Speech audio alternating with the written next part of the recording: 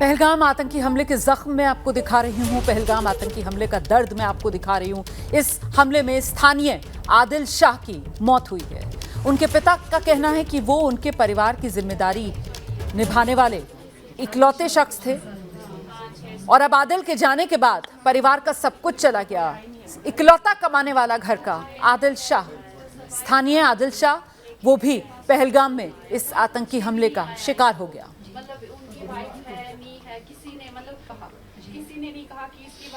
तो जो हुआ तो वो वहीं पे हुआ, हम घर पे थे।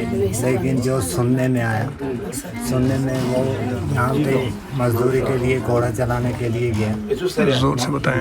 हाँ, वहाँ उधरी के पहलगाम के घोड़े होते हैं, उन्हीं को चलाते हैं, वो मजदूरी करते हैं। कमा रहा था और हम भी ऐसी ज़िंदगी बसर कर रहे थे। और जब वो 22 अप्रैल को यहाँ से गया तो फिर वहाँ पर 2 बजे तक हमें कुछ पता नहीं। 2 बजे हमने सुना वहाँ हालात भी ख़राब हो गए, तो उस वजह से हमने उसको फ़ोन लगाया, लेकिन उसके फ़ोन को नेटवर्क नहीं आया।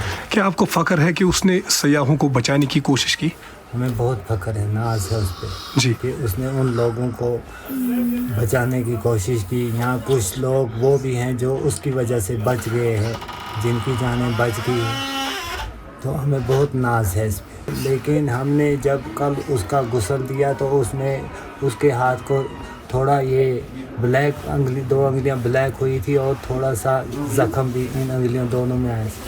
उससे पूरा पता चलता है कि उसने किसी न किसी चीज़ को काबू करने में मदद की है। यहाँ आगे से गन छीनने की कोशिश की है, जिस वजह से उसके हाथ में ज़ख्म लगा है। और सुनने में ये भी आया है कि हम सुनते हैं कि वहाँ बोलते हैं कि उसने गन छीनी वहाँ से, जिसकी वजह से उसकी जान चली।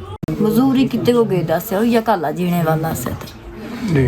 गया उधर घोड़े च लेंदा से।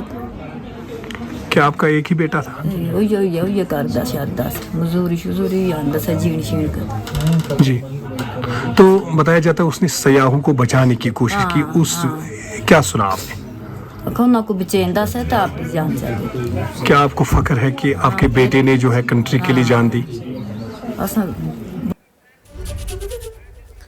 तो ये स्थानीय आदिल शाह के परिवार के लोगों को आप सुन रहे थे। माता पिता की बात आपने सुनी। बता रहे हैं किस तरीके से घर का इकलौता कमाने वाला लड़का था और कैसे पर्यटकों को बचाने की कोशिश में उसने अपनी जान कुर्बान कर दी। वहीं जम्मू कश्मीर के मुख्यमंत्री हैं उमर अब्दुल्ला, उन्होंने इस पूरी घटना पर दुख जताया, आतंकी हमले की निंदा की और साथ ही कह रहे हैं कि देश के लोग कश्मीरियों को अपना दुश्मन ना समझें।